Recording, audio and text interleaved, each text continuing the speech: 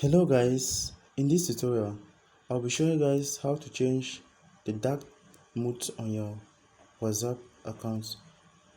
So if you're new to this channel, don't forget to like, subscribe, share and you hit the notification bell in order not to miss my upcoming tutorials.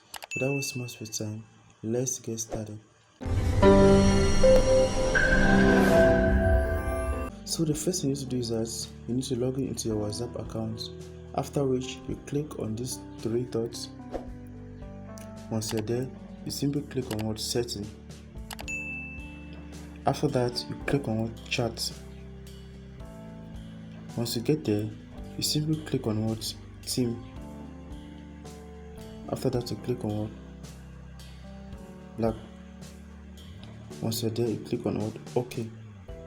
So if you want to now bring it back to the light theme, you simply bring it back again.